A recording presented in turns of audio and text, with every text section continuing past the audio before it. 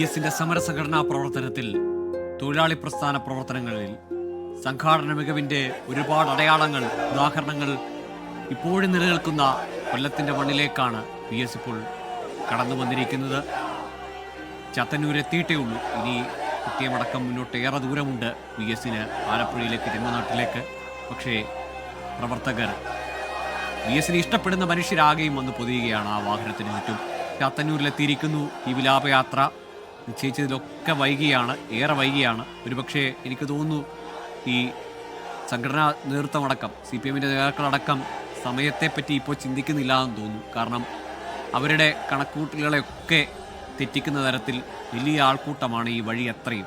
അത് എസിനോടുള്ള സ്നേഹം ഇങ്ങനെ പെയ്തിറങ്ങുന്ന രാത്രി നമ്മൾ കൺമുന്നിൽ കാണുകയാണ്.